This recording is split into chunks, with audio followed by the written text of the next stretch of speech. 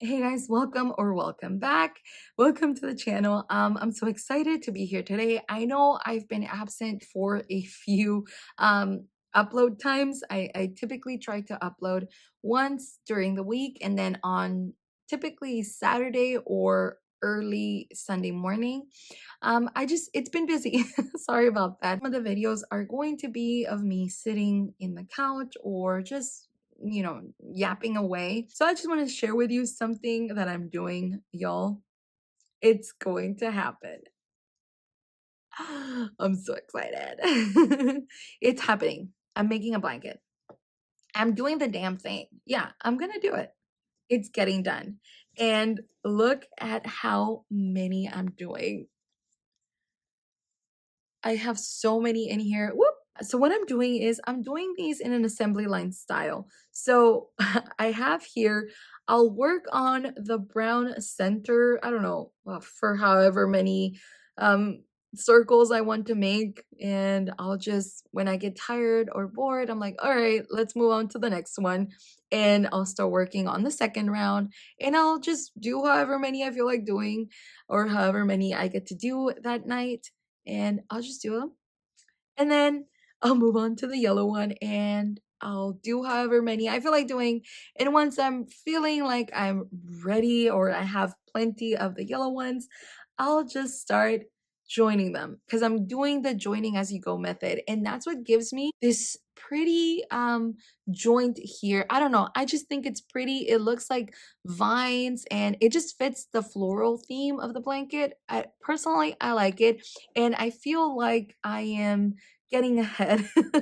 So I like it. And by the way, this is the color Magnolia Way from Hobby Lobby. It's a crafter's choice. No, crafter's secret. And it's one of those big jumbo skeins. As you see here, I have a ton of ends to weave in. And I think what I'm going to do is I'm going to start adding the end weaving to the assembly line process. And whenever I feel like I'm tired or don't want to do that anymore, I'll go back to crocheting. I'll pick up wherever I feel like doing. And this is one of those projects where I'm not in a rush. It'll get done when it gets done. And I'm okay with it. I feel like it'll be done hopefully by the end of the summer. I don't anticipate this going to 2026 because no, I'm actually excited for this blanket. And the reason why I want to take my time is because I want to make it as long as I possibly can. So right now, the only thing that is holding me back is this brown. I only have one skein, so I need to figure out how many of these circles I can make, and then I'll decide on the length. But I really, really, really am hopeful that I can make at the bare minimum 90 because I do think I have enough to make 90. And if I don't, then I'll have to get creative, maybe just doing some of the Magnolia Way color for the border and maybe have this be the center, or maybe I'll just have to get more creative and have a thicker border. All I know is I want this blanket to be able to go underneath my feet when I cuddle with it. And yeah, thank goodness I'm not that tall. So that's a big plus. Hopefully I can get closer to 99 because that way I could do a 9 by 11, and the 11 with a thicker border will probably get me to that, length that I wanted. But we'll see how that goes. So yeah, so I've been working on this blanket. It's getting done. I'm doing the damn thing. Another current project that I'm working on is my summer skirt. And I want it to be a top and skirt set. So I'm working on it. I know the skirt is going to be like, I have it in my mind and I'm envisioning it, and it's going to get done. It's going to get done that way. The top, however, I still don't know what kind of top I want. I want to make something that I'm going to actually wear. So I've decided to use a fine yarn. This is 100% acrylic and it's a number 2 yarn. I like that it's very light yarn and it has a very nice drape. So I want to take my time with this project because I want to actually wear my garment. I want it to fit properly, and not only to fit properly, but I want it to be able to adjust to my weight fluctuations. I fluctuate in weight throughout the month, throughout the year. So I want to be able to use it for as long as I can. And yeah, I want a good, I want to make a good product. And typically these kinds of good products don't come fast. And that is something that it is what it is. I started working on my summer project too late. It'll get done. Um, but I'm very excited. Hopefully I can be done with it in the next 3 weeks. If I can pick a freaking pattern for my top. My top, and I feel like I'm very picky with my top simply because out of all of the patterns that I've seen, everything is very, I don't know how to say this. It's got a lot of gaps and a lot of holes. And I think crochet, for the most part, is what it is. It has a lot of holes. But I want my top to be something that I can use during the summer without necessarily have to wear something underneath. Because then I feel like it defeats the purpose. And typically, I get really hot really easily. I could be at home with the fan on. So, and y'all have seen me here with my little hand fan. Um, it- I don't want to layer up, not for the summer. And because this is a two-piece set, I want to be able to mix and match with jeans, with shorts, with, everything and anything that I do have. All of those things are things that I take into consideration as I'm making my skirt and my top. So it, it's coming. It's just I don't know when it's gonna come. And I rather make something that I am going to wear and that fits and drapes properly to my body type than to rush simply to get content out. I don't want to, as you've seen here, I'm not a trendy channel by any means. And I like to think that I'm a budget friendly channel. You've seen here, I like to shop sales, I like to shop at the thrift shop. And as you've seen here, this sunburst pattern was popular back in 2020, 2022. And here I am going crazy making a purse and making a blanket. Um, in 2025. So it is what it is, and I'm okay with that. I hope you're okay with that too. I like what I like, and I'll get to it when I get to it. A lot of the trendy crochet clothes or summer clothes that come out um tend to be geared towards, hey, this is fast, this is beginner friendly, and then you start kind of doing the sheen of the crochet fashion. But I think that a lot of these fast trends tend to defeat the purpose of making your own garments, because a benefit of making your own clothes is that it gets to be tailored to your unique body type, to your unique drape preferences, fit preferences, color combinations. And sometimes I think that these garments get made just for the sole purpose of content, just to make a video, just to make a TikTok. And here we go, that's it. And, they get tossed into the bin of all the other scrap or all the other projects that never see the light of day. Because sometimes, let's be realistic, they're impractical. And a lot of these fast fashion items tend to be a one size fits none, or they typically only fit a certain body type. And if your body type doesn't conform to that, then it's not going to fit you. And you're going to make an item that you're not going to wear. And you're probably not even going to be able to move in because, let's be for real, it's not practical. So for me personally, I think I rather take my time. And as much as I like to show you content, I don't want to rush it. I rather show you something that I made that fits. And I feel like all the girlies out there might relate to me a little bit more in that sense. I think that for me personally, I rather just wait, do it right, and then show you something that you might actually like. Maybe you think that granny squares or square motif clothing looks ugly because of the way that it's been portrayed by fast fashion. There's a lot of misconceptions. Like, for example, and this is just a very big example. Granny squares or square motif clothing is ugly because it's boxy. And I agree. but I still like the granny square look. And I still think it's a practical design to make garments with. And it's a very easy and beginner friendly. That's why it gets a lot of promotion or it gets used a lot to make a lot of beginner friendly garments because it's just squares for crying out loud. You can make a square, you can make a rectangle. And if you can make a half or a triangle out of your granny square, then you're all set. You can shape your garment. But I think a lot of those valid criticisms of granny square clothing being very boxy and very ill fitting is because maybe we're using the wrong hook size, maybe we're using the wrong yarn, maybe we are, our gauge is not right, maybe the drape of that yarn is not garment friendly or is not, something that can conform to your body. And so in playing around with different yarns and different techniques, I think that comes with experience. And a lot of the times you can't gain that if you're just, popping out content left and right because you are not diving deep into, okay, well, this is pretty, but how can I make this functional? How can I make this practical on a curvy human? When you sit, you're curving.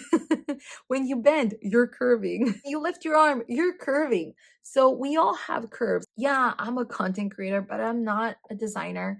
I'm just showing you my journey as I crochet and the things that I find joy in making and things that I like to make. Like I've said, I'm not a trendy channel, and that is okay. I think a lot of us just have different taste, and what you like right now might not be the same thing that you liked 5 years ago, and what you like right now is probably not going to be the same thing that you're going to like 10 years down the line. So, yeah, rant over. So yeah, that's my rant. So yeah, I want to take my time in what I'm making because I want it to be done right. And hopefully maybe what I make you might like and you might want to replicate it because it's going to be gorgeous. And in the train of thought of gaining experience, I recently came across a video from Song Spinner, and for I didn't catch her name, so from now on I'm going to refer to her as Song or Spinner. And she made a tier list ranking textile crafts, and it was fun. It was interesting to say the least. She ranked like 28 textile crafts that she has tried, and I'm sitting there thinking, okay, I'm adding that to the list of things that I must try. And y'all need to check out that channel. Y'all need to check out that video. It's unhinged, but it's my kind of unhinged. I think she's my kind of people. So the four categories she used to rank them was ease of learning, availability, a drip, which I didn't know what that meant. And apparently it means like swag or how good something looks on you, or yeah, how good it looks on you and how useful it's going to be in a zombie apocalypse. So crochet and knitting ranked very high. So good to know we are not wasting our time learning a craft. Yeah, so there are a few things on that list that I'm like, okay, I didn't even know that existed. I must try it out. But yeah, go check out that video. It's quite interesting. It's very funny. And a few things that were added to my list is embroidery. I have always seen the kits at Dollar Tree, but I just can never bring myself to buy that. I don't know. I feel like it's gonna be a hassle. I feel like it's probably not as good. I feel like I'm gonna be disappointed at embroidery and never use it. I've also seen them at Hobby Lobby too. So I don't know. I might pick one up and try it for the first time. I don't know how do you even use them? What do you do with them? Do you just take them out of the loom? What is it called? Yeah, the loom, right? No, the little circle, the wooden circle. Do you take it out? Do you frame it? Do you just put it up there? Or do you leave it on the little circle and you hang that? Then it defeats the purpose because like what if I want to make another one? Either way. Um those are questions I ponder on every time I'm at the Dollar Tree and I'm like, should I buy it? Should I not buy it? Am I really gonna use it? Am I not gonna use it? Yeah. So those are things that itch my brain and I've never really bothered looking into them. Another thing that I've been kind of eyeing is the lucid. It's that little fork. It's essentially that little fork, and I think that's the one that you can make cords with. And I'm very interested in that because the way I see it is, okay, if I can make nice little cords, I can probably use them for drawstring bags or for drawstrings in crocheted, tops or shorts. I don't think I'll crochet shorts anytime soon. Or for my skirt, stuff like that. I feel like that could be very useful because let's be for real, a piece of yarn is not good enough to use as a strap or to use as a drawstring, and a chain stretches out too much. I don't know, or maybe it can be useful for crocheted purses. I mean, think of all of the straps that you can make and not have them stretch out too much. I don't know. That is something I want to look into, and I don't know. I'm kind of excited, and maybe I can learn to make an I cord. I've been eyeing the little machine, but I cannot bring myself to buy it because it's A, very expensive for a cord, and B, I feel like, I don't know, I feel like I can make or I can crochet my own cord much faster than what I can be here feeding the little machine, babysitting the machine. I don't know. I don't know. So I just I cannot I cannot bring myself to actually buy it. Do any of you guys have the iCord machine? I don't know. What do you guys think about it? Do you guys even use it? Or is it something more of a you can get away with it if you learn to crochet the cord. So for those are the only things that I'm kind of interested in. And especially because I can, bring that knowledge over to crochet. If you have any other hobbies, leave it in the comment section. I want to learn, what do you guys do when you're not crocheting or when you're not knitting? Any hobbies that you bring over to your crochet projects that you feel elevate or give you that edge that you want to share with us? It'll be interesting hearing what everything you guys do. And yeah, so far for me, knitting is not going very well. Oh God. Like I said, I've already tried 4 times to pick it up. It is what it is. I'm gonna keep pushing through. It'll get in my brain eventually. Maybe I just have to sit down and really pay attention to what I'm doing. Though I find myself trying to knit when I'm more relaxed. I just feel like I want to do something and I feel like I can concentrate. So maybe that's not an issue. Maybe it's not me not concentrating. It's probably me trying to transfer over crochet to knitting. And that muscle memory is what is killing me. That's probably what it is. And I just have to get used to doing something else. And maybe I haven't been able to pick it up that much because I haven't picked up knitting needles since I did my review on the Dollar Tree wooden knitting needles. So that's probably it. It also has to do with me not practicing. I think that's a big part of why I'm stuck where I am with knitting. And if I, maybe one day decide, okay, no crochet today, let me just sit down and knit, then I'll probably be able to do that. But yeah, it'll be sometime this year. And like I said, I'm not in a rush. I feel like I'm happy where I am with my crafting, and I am open to embroidery and to learning to make I cords and maybe the lucid in the lucid. Just learning new things. I'm a forever learner and I like that. So yeah, that was just a quick video of us chit-chatting, and hopefully you were able to finish something with your whip while I kept you company. So far, the only thing I did while I sat here and chit-chat was 4 of these, and I am still working on a 5th. Hopefully I kept you good company and just chit-chat away. Thank you so much for being here. Bye.